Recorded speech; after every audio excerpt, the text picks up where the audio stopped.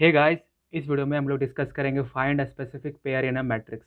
Problem का statement कुछ इस तरह से है कि आपको एक मैट्रिक्स दिया जाएगा of integers of n cross n size, जिसके अंदर आपको फाइंड करना है matrix at C D minus matrix at A B की maximum value such that C is greater than A and D is greater than B.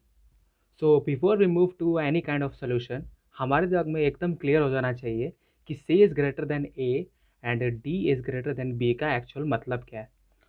अगर आपको एक matrix दिया हुआ है, जैसे अगर साइज n क्रॉस n है तो इसकी रोज़ की वैल्यू 0 to n-1 तक जाएगा, और सिमिलरली कॉलम की वैल्यू भी 0 से लेकर के n-1 तक जाएगी।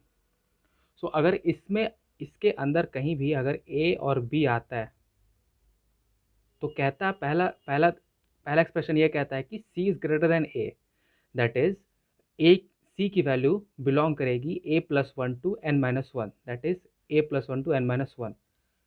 ठीक उसी तरह से d is greater then b, so d की वैल्यू बिलोंग करेगी b+1 to n-1, यानी ये। पूरा रीजन ये बना, और बीच में लगा हुआ है एंड, तो यानी इसका कॉमन रीजन, ये बना। डायग्राम थोड़ा फ्रेश होगा, तो अगर आप निकालोगे तो कुछ ऐसा बनेगा कि अगर ए बी है आपका, तो सी डी सी के लिए ग्रेटर देन ए है। C is greater than A, that is C belongs to in this reason.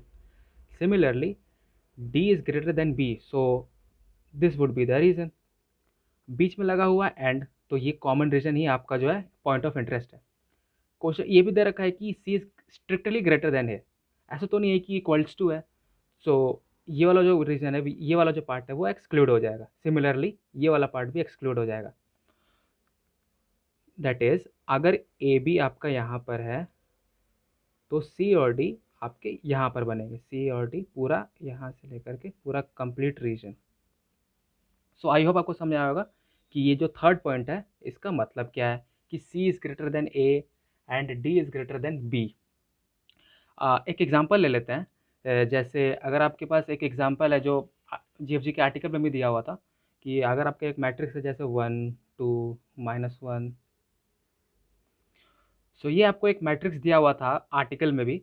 तो इस पर्टिकुलर मैट्रिक्स का जो मैक्सिमम प्रोडक्ट, मैक्सिमम वैल्यू जो इस एक्सप्रेशन का matrix X C D minus matrix at A B की जो मैक्सिमम वैल्यू है वो आती है 18/-8, और इस 10 को सिंप्लीफाई करने से मतलब 10 - -8 दैट इज़ 18। आप देख भी पा रहे होंगे कि अगर ये ए बी है आपका, तो सी और डी आपका कुछ ये वाला रीजन बनेगा। इस ये ए बी, ये पूरे में से सी डी चुनना है। कौन सा चुनूंगा कि जो मेरा सिंप्लीफिकेशन है वो मैक्सिमम आएगा, तो 10 चुनेंगे। अगर 10 - -8 करोगे तो 18 आता है, जो कि मैक्सिमम वैल्यू है इस पर्टिकुलर मैट्रिक्स के लिए। आई होप आपको प्रॉब्लम स्टेटमेंट समझ में आया होगा। ये जो थर्ड पॉइंट है वो समझ में आया होगा, एग्जाम्पल समझ में आया होगा। द फर्स्ट सोल्यूशन जो आपके दिमाग में आता है वो होता है brute force. Brute force simple है कि आप सिंपली फॉर लूप लगाओ, जिसमें पहले 2 लूप ए बी के लिए होंगे और बाकी के 2 लूप सी डी के लिए होंगे, और सारे पॉसिबिलिटीज़ को चेक करो और एक एक करके चेक करो कि आपका मैक्सिमम आंसर किस में आएगा, और आप सिंपली उसे जो है रिटर्न कर दो। कुछ इस तरह से आपका कोड दिखेगा, जिसके अंदर आपको एक फाइंड मैक्स वैल्यू करके एक फंक्शन का नाम है, उसे आपने कंप्लीट करना है, जिसमें आपको एक मैट्रिक्स मिलेगा और उसका साइज n मिलेगा। तो मैं पहले 2 लूप लगा रहा हूँ ए बी के लिए, और दूसरे 2 लूप लगा रहा हूँ सी डी के लिए।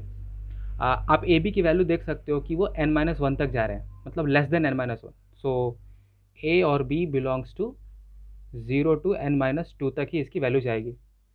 आप समझ भी पा रहे होंगे, क्योंकि अगर आपको एक मैट्रिक्स है, जो लास्ट रो है और last column, I mean last row और लास्ट कॉलम जो है, उसके बाद तो कोई और मैट्रिक्स एग्जिस्ट नहीं करती ना। अगर ये n-1 है तो आप जो है लूप यहाँ तक ही चलाओगे, मतलब 0 to n-2 तक। सिमिलरली कॉलम्स के लिए भी, आई मीन सिंपली रोज के लिए भी और कॉलम्स के लिए भी। इसलिए मैंने ए और बी को लेस देन n-1 तक रखा है, और सी डी को मैंने a+1 और b+1 रिस्पेक्टिवली सी डी के लिए लेस देन n चलाया है। और उसके बाद सिंपली मैंने एक लाइन लिखा है कि मैक्स वैल्यू जो वेरिएबल है, जो इनिशियली मिन कंटेन कर रहा था, max at max value, max चाहिए हमें, तो max value comma matrix set C D minus matrix set A B. जितने भी पॉसिबल आंसर्स हैं उन सभी को ये चारों लूप जो है कंप्यूट करेगा, मतलब रन करेगा, और आपका आंसर जो है रिटर्न कर देगा एट द एंड। चार फॉर लूप लगाने के चलते ये ये वाला जो कोड है वो काफ़ी हाई कॉम्प्लेक्सिटी हो जाती है। इसकी कॉम्प्लेक्सिटी हो जाती है n to the power 4, but इसकी स्पेस कॉम्प्लेक्सिटी काफ़ी एफिशिएंट है, मतलब कांस्टेंट स्पेस है। आप देख ही पा रहे हो कि सिर्फ एक ही वेरिएबल यूज़ हो रहा है, तो इसकी स्पेस कॉम्प्लेक्सिटी हो जाती है कांस्टेंट। आई होप आपको ये फर्स्ट सोल्यूशन समझ में आया होगा। ये ब्रूट फोर्स है और टाइम कॉम्प्लेक्सिटी काफ़ी हाई आपको दिख भी रही होगी। सो ये था आपका फर्स्ट सोल्यूशन। सेकंड सोल्यूशन पे मूव करने से पहले सेकंड सोल्यूशन जो है वो काफ़ी इफिशिएंट है as compare to the first one in terms of time complexity, but it makes use of extra space.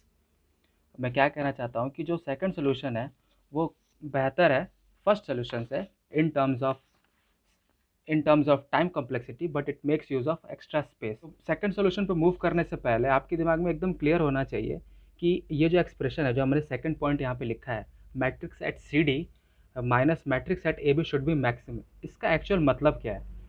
ज़रा इसको यहाँ पे लिख लेते हैं और इसको थोड़ा सा डिस्कस करते हैं। सो सेकंड पॉइंट जो मैंने यहाँ पे लिखा था इंट्रोडक्शन के वक्त कि matrix at C D minus matrix at A B should be maximum, इसका एक्चुअल में मतलब क्या है? अगर कोई एक एक्सप्रेशन है, अगर मैं इसे सब्स्टिट्यूट कर देता हूँ, x minus why should be maximum. आप मैथ्स की तरह सोचो कि अगर आपका एक एक्सप्रेशन है जिसमें सब्ट्रैक्शन लगा हुआ है, तो आप चाहते हो कि ये जो पूरा सिंप्लीफिकेशन है वो मैक्सिमम रिजल्ट शो करे। तो इस चीज़ को मैक्सिमम होने के लिए दो पॉसिबिलिटीज़ है, आप दो चीज़ें को कर सकते हो। या तो आपको जो पहला टर्म है वो एज हाई एज पॉसिबल हो, या फिर जो आपका जो सेकंड टर्म है वो लो एज पॉसिबल हो। क्या कहना चाहता हूँ, अगर आपको इस पूरे सिंप्लीफिकेशन को मैक्सिमम चाहते हो तो या फिर जो एक्स एक्सप्रेशन है उसको आप मैक्सिमम रखो, या फिर जो आपका वाई है वो एज मिनिमम होना चाहिए। अगर आप इन दोनों में से कोई भी सेटिस्फाई कर देते हो तो आपके रिजल्ट के मैक्सिमम आने की चांसेस काफ़ी है। अगर आप इसे गौर करोगे, सी डी और ए बी वो क्या थे, हमने जैसा अब डिस्कस भी किया स्टार्ट में कि ए और बी जो है, आप ए बी है यहाँ पर और उसके क्रॉसपॉन्डिंग सी डीज जो है वो ऐसे होंगे, ये पूरा का पूरा सब मैट्रिक्स होगा, है ना। सो मैं कह रहा हूँ कि एक्स मैक्सिमम होना चाहिए या फिर वाई मिनिमम होना चाहिए। वाई किसके क्रॉसपॉन्डिंग है? ये ए बी के, और ये एक्स किसके क्रॉसपॉन्डिंग है? ये सी डी के, है ना। हमने यहीं से सब्स्टिट्यूट किया था वैल्यूज़। अगर आप ध्यान देंगे, जो अगर आपका एक मैट्रिक्स जो यूज़र देगा आपको, जिसको हम लोग मैट बोल रहे हैं, जिसका हमने वेरिएबल नाम मैट रखा हुआ है, इसके अंदर आई हुई वैल्यू वो तो कांस्टेंट है ना, मतलब जिसके अंदर जो वैल्यू आई है, जो यूज़र इनपुट कर रहा है, उसे तो आप चेंज नहीं कर सकते। इन द सेम वे जो आपका ए बी है वो एकदम कांस्टेंट है, आप उसे चेंज नहीं कर सकते। मैं क्या कह रहा हूँ, देखिए अगर आपके पास एक ये वैल्यू है ए बी और यहाँ पे आपकी वैल्यू है सी डी, तो ए बी जो है वो बिलोंग कर रहा है इस मैट्रिक्स के हर एक ग्रिड पे रखी वैल्यू को, जिसे आप चेंज नहीं कर सकते। यानी जो आपका ए बी है यानी वाई टर्म वो हो जाएगा कांस्टेंट, बट जो सी डी है उस पर आपको चूज़ करने के लिए मल्टीपल वैल्यूज़ है। आप यहाँ पे देख भी पा रहे हो कि आपके पास एक सब मैट्रिक्स है, और सब आपको उस पूरे सब मैट्रिक्स में से आपको ऐसी वैल्यू पिक करनी है, आपके पास ऐसा मल्टीपल चॉइस है कि आप ऐसा एलिमेंट पिक करो सो दैट कि जब आप उसे किसी को सब्ट्रैक्ट करो जिससे आपका रिजल्ट मैक्सिमम है। तो यानी सी डी को पिक करने के लिए, मतलब सी डी की जगह पे, मतलब एक्स की जगह पे रखने के लिए आपके पास मल्टीपल चॉइस है, तो ये एज अ वेरिएबल ट्रेट हो रहा है। आई होप आप समझ रहे होंगे कि जो ए बी है वो ऐसा कांस्टेंट ट्रीट हो रहा है क्योंकि आप उसे चेंज नहीं कर सकते। आपका एक पर्टिकुलर ये ग्रिड है, मतलब ये आपका एक पर्टिकुलर ग्रिड है, आप उसको चेंज नहीं कर सकते। पर सी डी के आपके पास ये मल्टीपल चॉइस है, आपके पास एक मल्टीपल चॉइस है इस पूरे सब एरे में से, आई मीन सब मैट्रिक्स में से वैल्यू को पिक करने के लिए, सो दैट जब वो इससे सब्ट्रैक्ट होगा तो आपका रिजल्ट मैक्सिमम कैसे आएगा। तो मैं इस पूरे सब मैट्रिक्स में से ऐसी वैल्यू पिक करूँगा जो मैक्सिमम एज पॉसिबल हो, सो दैट जब मैं इसे सब्ट्रैक्ट करूँ तो मेरा रिजल्ट मैक्सिमम आए। आई होप अब आपको क्लियर हो रहा होगा कि मैं क्या कहना चाहता हूँ। तो यहाँ तो मैं यहाँ पे वही कह रहा हूँ कि जो आपका x है that is matrix at C D as a variable treat हो रहा है, और matrix at A B Y as a constant treat हो रहा है। सो जैसा कि मैंने स्टार्ट में कहा था कि जो सेकंड सोल्यूशन है वो अच्छा है as in terms of time complexity, but it makes use of extra space. So मैं उसी एक्स्ट्रा स्पेस में इस पर्टिकुलर मैट्रिक्स के अंदर जितने भी पॉसिबल सब मैट्रिसेस पॉसिबल हैं, उन सभी सब मैट्रिसेस में जो मैक्सिमम वैल्यू है उसे मैं उस एक्स्ट्रा स्पेस में स्टोर करूँगा। सिंपल। आई होप आपको समझ में आया होगा। अगर आपको समझ में नहीं आया तो कोई दिक्कत वाली बात नहीं है, मैं आपको एक डायग्राम बनाऊंगा, उसका दो एग्जांपल्स देखेंगे, आपको एकदम क्लियर हो जाएगा।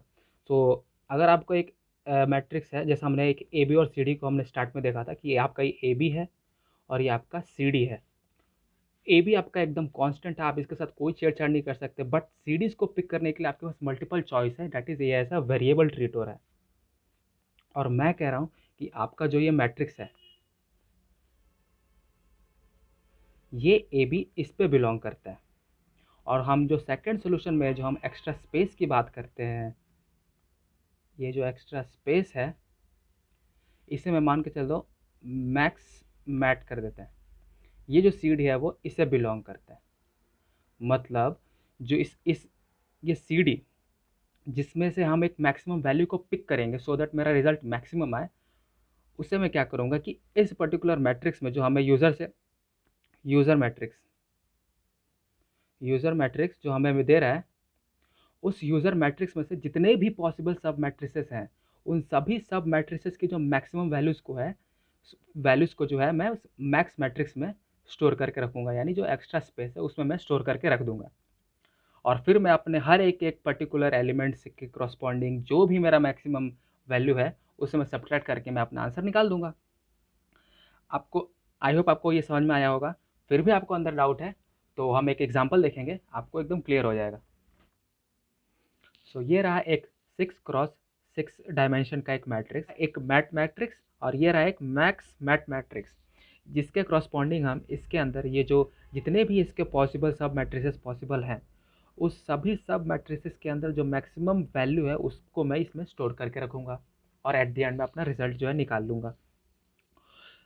इस मैक्स मैट के अंदर वैल्यू को कैसे फिल करना है उसको, इसमें हम वैल्यू को फिल करने के लिए ना लास्ट रो और लास्ट कॉलम से हम स्टार्ट करते हैं, क्योंकि अगर आप I mean bottom up approach है, आप टॉप डाउन नहीं कर सकते, क्योंकि अगर आप ऊपर से वैल्यूज़ को फिल करने की कोशिश करोगे इसके अंदर तो वो हो ही नहीं पाएगा। अगर आप मान के चलो आप इस 7 के करस्पॉन्डिंग अगर आप सब मैट्रिक्स के अंदर वैल्यूज़ को रखना चाहोगे मैक्सिमम वैल्यू, तो आप कैसे करोगे? आपको 2 लूप लगाना पड़ेगा जिसका कोई मतलब नहीं हुआ, इस एक्स्ट्रा स्पेस को यूज़ करने का फिर भी कोई मीन नहीं हुआ। दैट इज़ वाई हम लास्ट से स्टार्ट करेंगे। ये आपके पास एक मैट्रिक्स है जिसमें आपको इस मैट्रिक्स के करस्पॉन्डिंग जितने भी सब मैट्रिसेस पॉसिबल है उन सभी सब मैट्रिसेस के अंदर जो मैक्सिमम वैल्यू है उसको आपने जो है इस मैक्स मैट्रिक्स के अंदर जो है रखना है। यही एक्स्ट्रा स्पेस है सेकंड सॉल्यूशन में। सो हम इस extra space that is max matrix के अंदर जो वैल्यूज़ को इनपुट करेंगे वो टॉप डाउन अप्रोच होगा, और हम स्टार्ट करेंगे लास्ट रो या लास्ट कॉलम से। आप इसको एज अ बेस कंडीशन देख सकते हो, एज अ जैसे रिकर्जन में हम लोग का बेस कंडीशन होता है ना, उस टाइप का आप इसे जो है समझ सकते हो। सो अगर आपके पास ये लास्ट कॉलम है आप इसको ना ऐसे ट्रीट करो, जैसे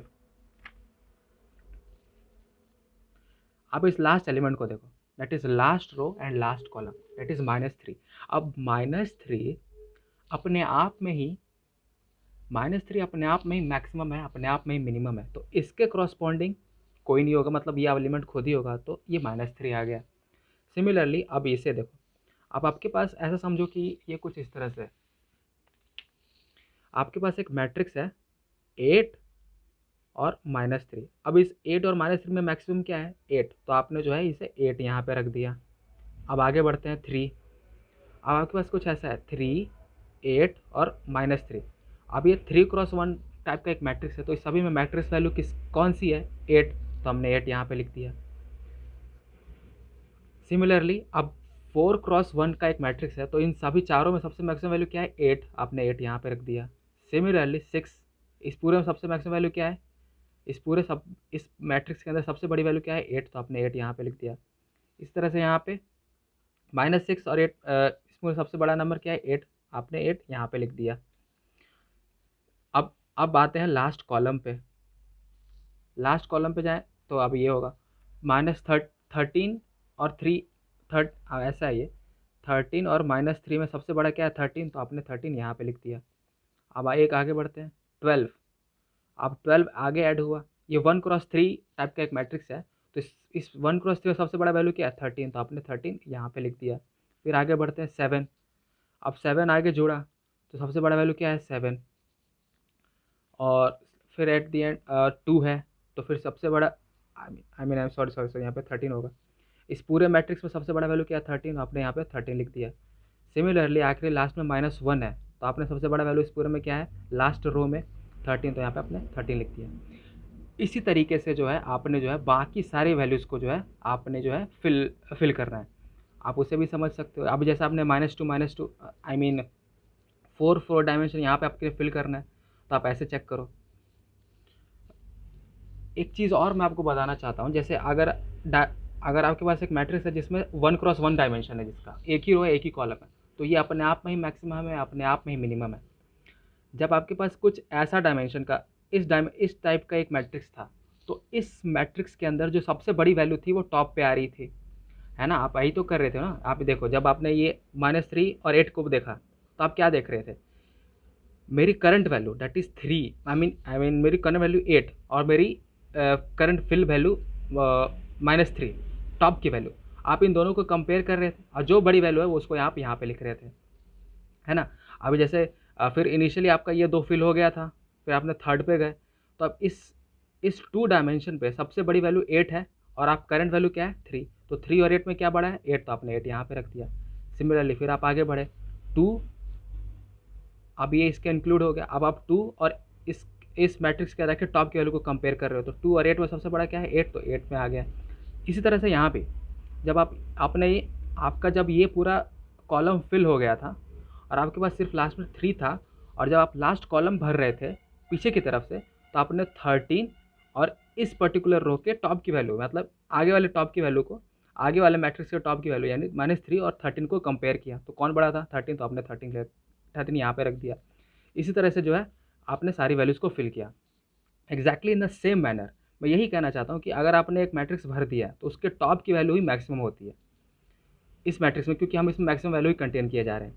तो अगर आपका मैट्रिक्स अब अगर ये हो गया, तो अगर आपने यहाँ पे अगर वैल्यू को फिल करना है, तो इसके नीचे वाले मैट्रिक्स की वैल्यू आई मीन अगर आपको यहाँ पे कोई वैल्यू फिल करनी है, तो इसके आगे वाले मैट्रिक्स को, मतलब ये वाला पूरा मैट्रिक्स, और इसके नीचे वाले मैट्रिक्स को, मतलब ये वाला मैट्रिक्स, इसके आगे वाले मैट्रिक्स की सबसे बड़ी वैल्यू यहाँ पे होगी टॉप पे, और इसके नीचे वाले मैट्रिक्स की सबसे बड़ी की वैल्यू कितनी टॉप पे। मतलब इसके नीचे वाला को देखो, इसके नीचे वाले टॉप की वैल्यू को देखो, इस अपने आगे वाले टॉप की वैल्यू को देखो, और अपने करंट वैल्यू को देखो, और जो भी इन तीनों में बड़ा होगा वो यहाँ पे आएगा। आई मीन इज़ अगर आपने यहाँ पे फिल करना है, तो इसके नीचे वाले मैट्रिक्स यानी इसको देखो, इसको देखो, तो यानी ये नीचे वाला क्या है 13 और 8, इसमें बड़ी वैल्यू क्या है, यहाँ बड़ी वैल्यू जैसे मैंने कहा टॉप पे होता है तो 13। फिर यहाँ पे वैल्यू को देखो 8 और 3, 8 और -3 में सबसे बड़ा क्या है 8, सो 13, 8 और -2, इन तीनों में सबसे बड़ी वैल्यू क्या है 13, तो यहाँ पे 13 आएगा। फिर आपने आगे बढ़े, अब आपको यहाँ पे वैल्यू फिल करनी है। इस जगह पे वैल्यू को फिल करने के लिए अपने आगे वाले मैट्रिक्स यानी ये वाले को चेक करो, इस वाले में सबसे बड़ी वैल्यू यहाँ पे होगी, और इसके नीचे वाले मैट्रिक्स यानी यहाँ पे 13, 13, 0, कौन सबसे बड़ी वैल्यू है 13, तो यहाँ पे 13 आ जाएगा। इस तरीके से हम आगे बढ़ते जाएंगे 16, मतलब अगर आपको यहाँ पर वैल्यू को देखनी है, तो इसके आगे वाले मैट्रिक्स को और इसके नीचे वाले मैट्रिक्स को चेक करो कि सबसे बड़ी वैल्यू इस वाले सब मैट्रिक्स में सबसे बड़ी वैल्यू क्या होगी टॉप पे, इस वाले सबसे बड़े मैट्रिक्स में क्या होगी टॉप पे। 13, 13 और 16 में सबसे बड़ा क्या था 16, तो 16 यहाँ पे आ जाएगा। आगे बढ़ते हैं 2, अगर आपको यहाँ पे वैल्यू फिल करनी है, तो नीचे वाले मैट्रिक्स को देखो टॉप पे होगा, साइड वाले में देखो टॉप पे होगा। 16, 13 और 2, तीन वैल्यू को कंपेयर करते हैं यहाँ पे वैल्यू को फिल करने के लिए। मेरी करंट वैल्यू, मेरे नीचे वाले मैट्रिक्स की वैल्यू और मेरे साइड वाले मैट्रिक्स की वैल्यू 16, 13 और 2, कौन बड़ा है 16, तो आप यहाँ पे 16 आ जाएगा। सिमिलरली एक और यहाँ पे है 0, है ना, तो अगर मुझे यहाँ पे वैल्यू फिल करनी है तो मैं नीचे वाले मैट्रिक्स के टॉप की वैल्यू, साइड वाले मैट्रिक्स के टॉप की वैल्यू और मेरी करंट की वैल्यू 16, 13 और 0 में सबसे बड़ा क्या है 16, तो यहाँ पे 16 आ जाएगा। मैं अब यहाँ पे वैल्यू फिल करूँगा, जैसे यहाँ पे इस जगह पे, तो इस जगह पे वैल्यू को फिल करने के लिए मेरे नीचे वाले मैट्रिक्स के टॉप की वैल्यू, मेरे साइड वाले मैट्रिक्स के टॉप की वैल्यू और मेरी करंट वैल्यू यानी 6, 13, 8 और 6 में सबसे बड़ा क्या है 13, तो यहाँ पे 13 आ जाएगा।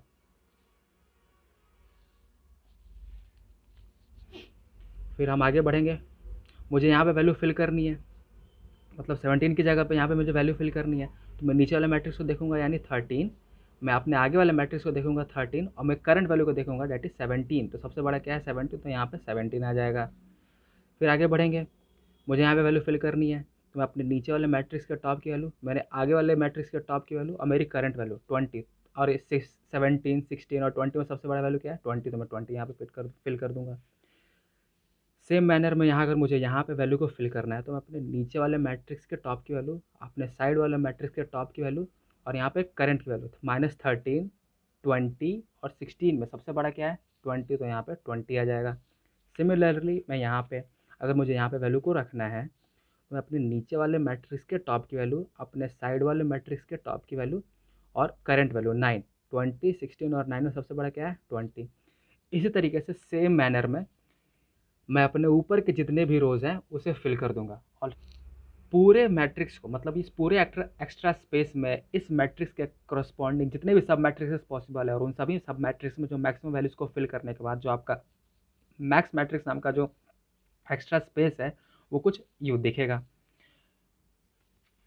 इसे और अच्छे से समझने के लिए हम एक और एग्जांपल से समझेंगे जो आर्टिकल का ही एग्जांपल है, उसमें आपको और अच्छे से क्लैरिटी आ जाएगी कि मैं क्या कहना चाहता हूँ।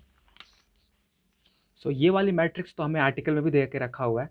सो हम इस मैट्रिक्स के करस्पॉन्डिंग इस एक्स्ट्रा स्पेस में इस मैट्रिक्स में जितने भी सब मैट्रिक्सेस हैं उन सभी सब मैट्रिक्सेस के अंदर जो सबसे बड़ी वैल्यूज़ है उसे मैं इस extra space that is max mat के अंदर जो है स्टोर करूँगा और उसका स्टार्टिंग जो है बॉटम अप करते हैं यानी लास्ट से करते हैं, just like an base case of a recursion, जैसे हम बेस केस ऑफ रिकर्जन में करते हैं। तो सबसे पहले हम क्या करेंगे, लास्ट और लास्ट कॉलम दैट इज़ ये वाला, अब ये एक अपने आप में ही मैक्सिमम है और अपने आप में मिनिमम है, तो यहाँ पे 1 आ जाएगा। -6 और 1, अभी मैट्रिक्स -6 के नीचे क्या है एक ही है, यहाँ पे मुझे वैल्यू रखनी है, तो मैं नीचे वाले मैट्रिक्स को देखूंगा और साइड में तो कोई मैट्रिक्स है ही नहीं, तो -6 और टॉप की वैल्यू 1, तो -1 आई मीन -6 और 1 में सबसे बड़ी वैल्यू कौन है 1, तो मैं यहाँ पे 1 लिख दूंगा। 3, अब मुझे यहाँ पे वैल्यू फिल करनी है, तो नीचे वाले मैट्रिक्स के टॉप की वैल्यू और साइड में तो कुछ है नहीं, तो नीचे वाले मैट्रिक्स के टॉप की वैल्यू और मेरी करंट वैल्यू दैट इज 3, 1 और 3 में कौन बड़ा है 3, तो मैं यहाँ पे 3 लिख दूंगा। अब मुझे यहाँ पे वैल्यू फिल करनी है, तो यहाँ पे रखिए करंट वैल्यू दैट इज 1 और इस मैट्रिक्स के अंदर रखिए टॉप की वैल्यू 3, तो 1 और 3 में कौन बड़ा है 3, तो यहाँ पे 3 आ जाएगा। सिमिलरली -20 और इस नीचे वाले मैट्रिक्स के टॉप की वैल्यू दैट इज 3, -20 और 3 में कौन बड़ा है 3, तो यहाँ पे 3 आ जाएगा। सेम मैनर में हम लास्ट कॉलम को भी फिल करेंगे। सो अगर -5 है और साइड वाले नीचे में तो कोई मैट्रिक्स अब है नहीं, तो मैं साइड वाले मैट्रिक्स के टॉप की वैल्यू देखूंगा, तो 1 और -5 में कौन बड़ा है 1, तो यहाँ पे 1 आ जाएगा। 10 और साइड में वाले मैट्रिक्स के टॉप की वैल्यू डेट इज 20, तो यहाँ पे 10 आ जाएगा। सिमिलरली फिर -4 है मेरी करंट वैल्यू और साइड वाले मैट्रिक्स के टॉप की वैल्यू 10, तो यहाँ पे 10 आ जाएगा। और फिर लास्ट में जो है 0 और साइड वाले मैट्रिक्स के टॉप की वैल्यू 10, तो 10 और 0 में कौन बड़ा है 10, तो 10 यहाँ पे आ जाएगा। मैं बेसिकली कहना क्या चाहता हूँ कि अगर मान के चलो आपके पास एक मैट्रिक्स है, ठीक है, मतलब ये सब मैट्रिक्स है, ये मैं मैक्स मैट्रिक्स की बात कर रहा हूँ, ये एक्स्ट्रा स्पेस वाले की। सो अगर आपको किसी भी एक पर्टिकुलर पॉइंट पे आपको यहाँ पे वैल्यू फिल करनी है, तो आप क्या करोगे कि इस पर्टिकुलर मैट्रिक्स के नीचे वाला जो मैट्रिक्स है यानी ये वाला, और इसके साइड वाला जो मैट्रिक्स है यानी ये वाला, इसके टॉप की वैल्यू चेक करोगे और नीचे वाले मैट्रिक्स के टॉप की वैल्यू चेक करोगे, क्योंकि मैक्सिमम हमेशा टॉप रो टॉप कॉलम पे होता है, हमने यहाँ पे भी देखा। और इन दोनों में जो बड़ा है ये दो एलिमेंट प्लस मेरा जो मैट्रिक्स है उस सेम इंडेक्स पे रखी वैल्यू की, इन तीनों को कंपेयर करूँगा, इन तीनों को कंपेयर करने के बाद ही मैं यहाँ पे वैल्यू को फिल करूँगा। आई होप अब आपको समझ में आ रहा होगा कि मैं क्या कर रहा था, है ना। क्योंकि अभी देखो आप साइड वाले मैट्रिसेस को इसलिए चेक कर रहे थे क्योंकि ये ऑलरेडी नीचे से जो है आप बॉटम अप अप्रोच कर रहे हो। अब बॉटम अप में क्या होता है कि आप ऑलरेडी मैक्सिमम वैल्यूज हर नीचे जितने भी जितने भी छोटे मैट्रिसेस थे, सब मैट्रिसेस थे, आप उन सभी में मैक्सिमम वैल्यू रख रहे हो। आप मैक्सिमम वैल्यूज को रखते हुए ही आ रहे हो, तो आपको ऑलरेडी पूरे मैट्रिक्स को चेक करने की ज़रूरत नहीं है। तो आप अपने बगल वाले मैट्रिक्स यानी साइड वाले सामने वाले और नीचे वाले मैट्रिसेस के टॉप के वैल्यू को पिक करो और करंट वैल्यू को पिक करो। मतलब इन तीनों वैल्यू को चेक करो और उन पे जो मैक्सिमम है आपने करंट प्लेस पे रख देना है। तो अब इसी तरह से मैं अब यहाँ पे वैल्यू को रखूँगा। अब सो सेम प्रोसीजर, अगर मुझे यहाँ पे वैल्यू रखनी है तो मैं अपने नीचे वाले मैट्रिक्स को और साइड वाले मैट्रिक्स में जो रखी टॉप की वैल्यू दैट इज़ 1 1 और करंट वैल्यू दैट इज़ 7, इन तीनों को कंपेयर करूँगा और जो बड़ा है दैट इज़ 7 तो मैं यहाँ पे रख दूँगा। इसी तरह से यहाँ पे मूव करेंगे। नेक्स्ट मुझे यहाँ पे वैल्यू रखनी है तो नीचे वाले मैट्रिक्स के 10, साइड वाला मैट्रिक्स 7 और मेरा करंट वैल्यू 1, तीनों में कौन बड़ा है 10, तो मैं 10 यहाँ पे रख दूँगा। सिमिलरली माइनस वन है मेरा करंट वैल्यू, तो साइड वाला मैट्रिक्स 10, नीचे वाला मैट्रिक्स 10, करंट वैल्यू -1, कौन बड़ा है 10। सेम मैनर में अगर मेरा करंट वैल्यू है -4, नीचे वाला मैट्रिक्स 10 10 तो यहाँ पे आएगा 10, है ना। अब इसी तरीके से आपके जितने भी ये बाकी हैं सेम मैनर में जो है हम वैल्यूज़ को फिल करेंगे। सो सारी वैल्यूज़ को फिल करने के बाद इस मैट्रिक्स के क्रॉसपॉन्डिंग जो extra space that is max mat के अंदर जो है ये वैल्यूज़ आ जाएंगी। सो ये रहा वो दो एग्जांपल जिसे हमने जस्ट अभी देखा, जिसमें ए बी जो है हमारा मैट मैट्रिक्स है और सी डी जो है हमारा extra space that is max mat matrix है। सो हर एक एक इस मैट्रिक्स के अंदर हर एक क्रॉसपॉन्डिंग सब मैट्रिक्स के अंदर जो सबसे बड़ी वैल्यूज़ को जो है हमने इस एक्स्ट्रा स्पेस में यानी मैक्स मैट्रिक्स में जो है स्टोर करके रख लिया है। अब इससे वैल्यू आएगी कैसे? सो अगर आप देखें तो अगर आपकी वैल्यू अगर ए बी अगर ये है, जैसे -8 था, जैसे हमारा आंसर जो है जैसे मान के चलो इसके क्रॉसपॉन्डिंग -8 के क्रॉसपॉन्डिंग जो सबसे बड़ी वैल्यूज़ जो है वो इस पूरे सब मैट्रिक्स में क्या होगी? अगर ये ए बी है ना -8, तो इसके क्रॉसपॉन्डिंग जो सी डी क्या होगा? ये पूरा का पूरा सी डी यहाँ पे ऐसा बनेगा। यानी सी डी जो है उसका आई मीन सी डी जो है इस पूरे सब मैट्रिक्स में यहाँ सॉरी यहाँ पे आई मीन यहाँ से लेकर के यहाँ तक बनेगी, है कि नहीं? सो इस पूरे सब मैट्रिक्स में सबसे बड़ी वैल्यू क्या होगी? टॉप पे होगी, जैसा हमने अभी डिस्कस भी किया, दैट इज़ 23। तो 23 minus minus eight, 23 minus minus eight that is 31। So इस पर्टिकुलर मैट्रिक्स का जो आंसर होगा वो 31 होगा। सिमिलरली हम यहाँ भी वही कर रहे हैं।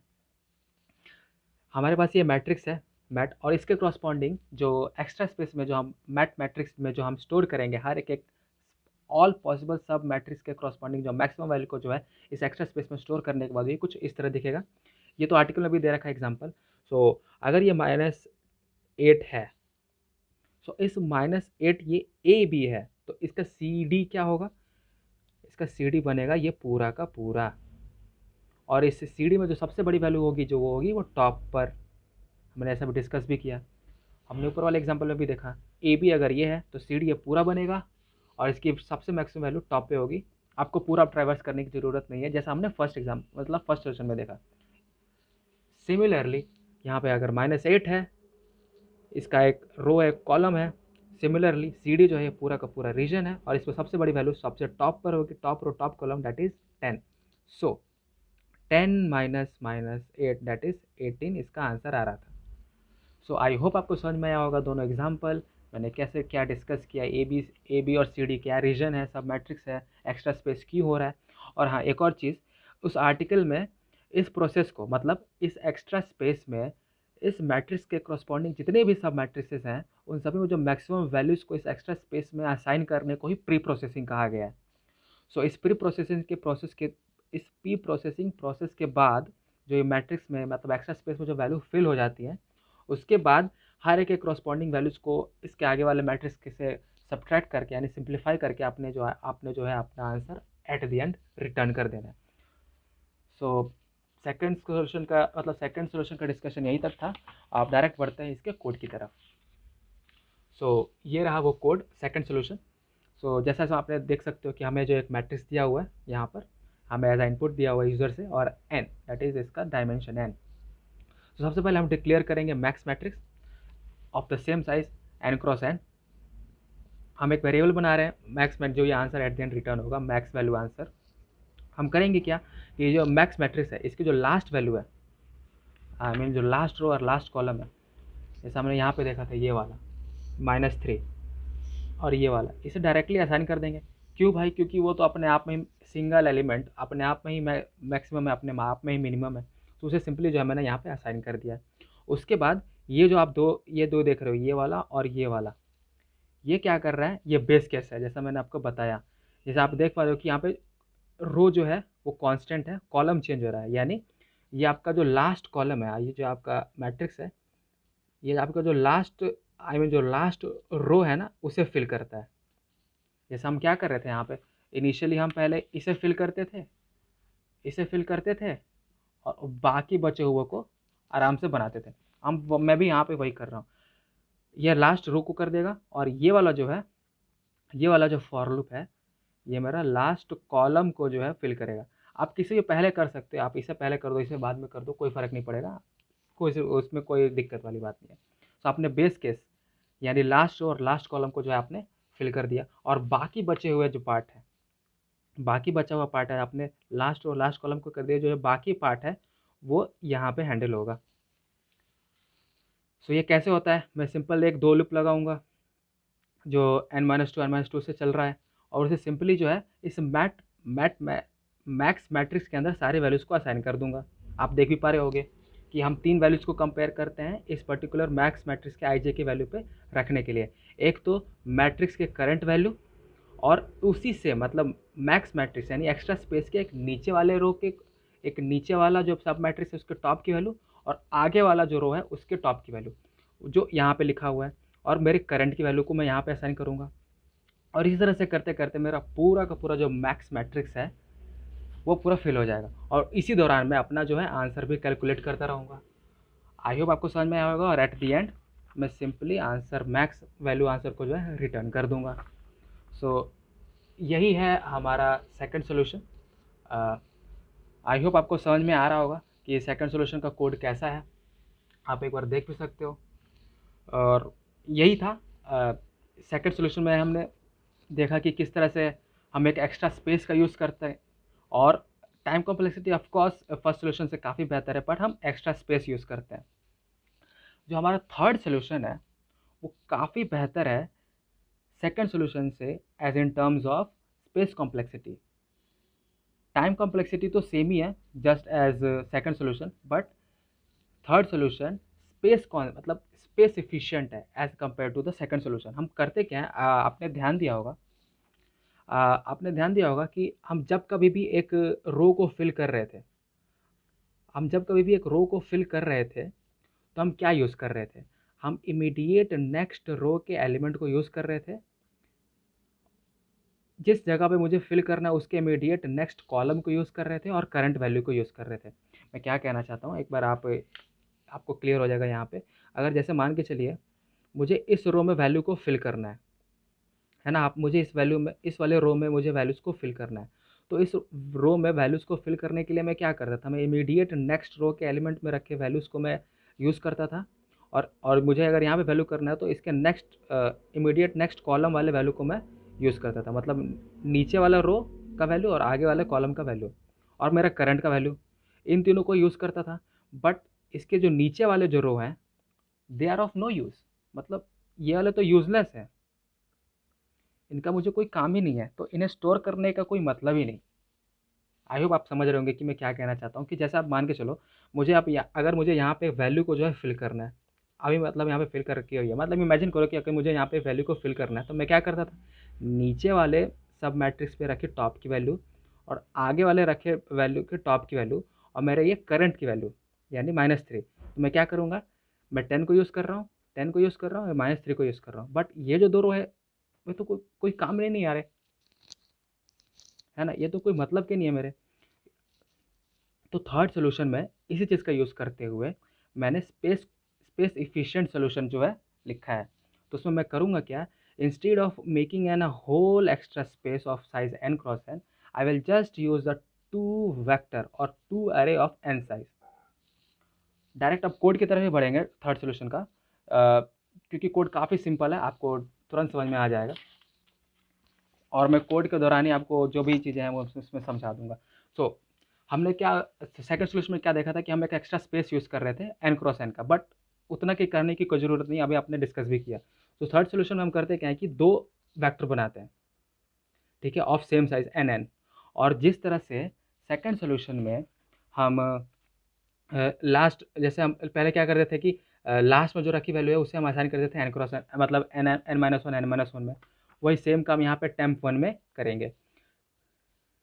लास्ट रो को हम फिल करते थे, लास्ट रो को फिल करते थे ना एज अ बेस कंडीशन। ठीक उसी तरह टैम्प वन में मैं उस बेस कंडीशन को मैं फिल कर दूंगा। और कॉलम तो इसमें है नहीं क्योंकि हम मैट्रिक्स तो यूज़ कर नहीं रहे, तो वो कॉलम जो है ना वो यहाँ पे यूज़ हो रहा है। अभी मैं आपको बताता हूँ कैसे। तो यहाँ पे मेरा आंसर जो रिटर्न होने वाला है वो मैंने उसमें इनिशियली एंड मैंने असाइन कर दिया। और मैं करूँगा क्या कि मैं 2 लूप लगाऊंगा, और instead of storing it in a vector, I mean 2D vector, we can simply use a 2 vector of size n n। और मैं करूँगा कि लास्ट रो में मैं पहले वैल्यू को फिल कर दिया एज अ बेस कंडीशन जो यहाँ पे आपको दिख रहा है, और जितने भी चेंजेस हैं मैं दूसरे रो में करूँगा, मतलब दूसरे वेक्टर में मैं करूँगा, दैट इज टेम्प 2 में। टेम्प 2 के लास्ट कॉलम को मैं जो है फिल करूँगा। जैसे यहाँ पर हम कॉलम लास्ट कॉलम में फिल कर रहे थे ना एज अ बेस कंडीशन, वो चीज़ यहाँ पे फुलफिल हो रही है ना, वो चीज़ यहाँ पे हो रही है। जैसे यहाँ पे हम लास्ट कॉलम में फिल कर रहे थे, यहाँ पे वो थर्ड सोल्यूशन में वो यहाँ पे फिल हो रहा है। और जैसे कि हम यहाँ पे सारी एडिटिंग कर रहे थे, मतलब अगर आपके पास एक ये मैट्रिक्स है, आप इस पर्टिकुलर रो में मॉडिफिकेशन कर रहे हो, इसमें आप सारे मॉडिफिकेशन कर रहे हो by looking at immediate next row. So मैं सारे मॉडिफिकेशंस को इसमें कर रहा हूँ, और किसको देख करके, ये नीचे वाले रो को। और थर्ड सोल्यूशन में क्या होता है कि हम सिंपली 2 वेक्टर यूज़ करते हैं। आप सारे मॉडिफिकेशन इसमें करोगे bye looking at your next vector, और एक बार ये सारी वैल्यूज़ को अगर फिल हो जाती है तो मैं इसके अंदर रखी सारी वैल्यूज़ को इसमें असाइन कर दूंगा, और ये रेडी हो जाएगा नेक्स्ट स्टेप के लिए, है ना। आई होप आपका अब समझ में आ रहा होगा कि मैं क्या कर रहा हूँ।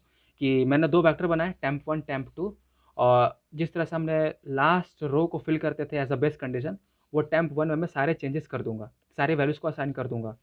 और जो दूसरा टेम्प है जिसमें मॉडिफिकेशन होने वाला है यानी टेम्प 2, उसकी जो लास्ट कॉलम है उसमें मैं simply temperature, I mean temp 1 में लास्ट कॉलम और मेरा current value, that is last column में जो है उसको और इसको देख करके मैं जो है इसमें असाइन कर दूंगा, मतलब टेम्प 2 में जिसमें सारे मॉडिफिकेशंस होने वाले हैं, तो टेम्प 2 में सारे मॉडिफिकेशंस होंगे।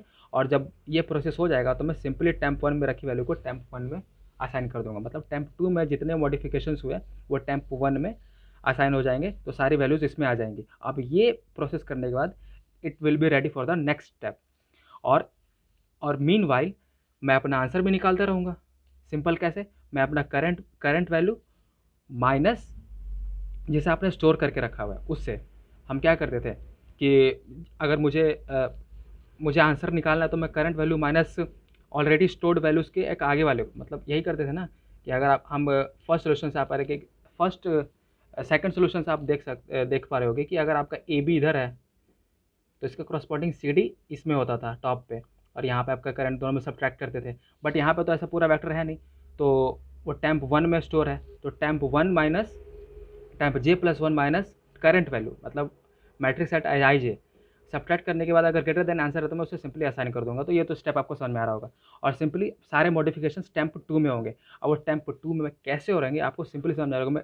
वैसे हम सेकंड सोल्यूशन में हम क्या कर रहे थे कि 3 वैल्यूज़ को कंपेयर कर रहे थे, करंट वैल्यू और मैट्रिक्स के नीचे, सब मैट्रिक्स के नीचे रखे टॉप की वैल्यू और साइड में रखे टॉप की वैल्यू। बट यहाँ पे मैट्रिक्स तो है नहीं, तो temperature I mean sorry temp 1 के जे वैल्यू और टेम्प 2 जे प्लस 1 की वैल्यू, इन दोनों को और करंट वैल्यू को कंपेयर करके मैं सारे मॉडिफिकेशन टेम्प 2 में करूँगा, और सारे वैल्यूज़ को ऐड करने के बाद मुझे टेम्प 1 में जो है असाइन कर दूंगा। और असाइन करने के बाद it will be ready for the next step, और at the end simply answer return कर दूंगा। सो आप देख ही पा रहे होगे कि इसकी टाइम कॉम्प्लेक्सिटी है जो है वो है बिग ऑफ एन स्क्वायर, और स्पेस कॉम्प्लेक्सिटी है big of n. I hope आपको समझ में आया होगा थर्ड सोल्यूशन कैसा है। थर्ड सोल्यूशन आपको समझ में आया होगा कि किस तरह से काम कर रहा है और कैसे स्पेस इफिशिएंट है। आप एक बार कोड में गो थ्रू कर सकते हो कि ये कैसे है। आपको और अच्छे से, अगर आपको और अच्छे से इसकी क्लैरिटी चाहिए तो आप इस सेम जो मैंने एग्जांपल दिया आप उस पर ड्राई रन भी कर सकते हो, 100% रिजल्ट आएगा।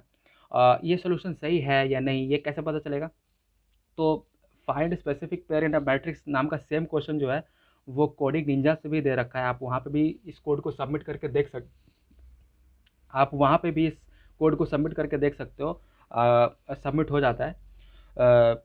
सो आई होप आपको समझ में आया होगा तीनों सॉल्यूशंस कैसे हैं, सबकी टाइम कॉम्प्लेक्सिटी स्पेस कॉम्प्लेक्सिटी क्या है, आपको अच्छे से क्लैरिटी हो गई होगी इस क्वेश्चंस की।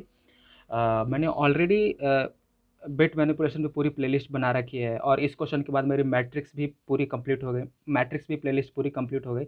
आपसे ये सजेशन होगा कि आप ज़रूर जाके उसे चेक करें, और इस वीडियो के लिए इतना ही रहने देंगे। तब तक के लिए थैंक्स फॉर वॉचिंग।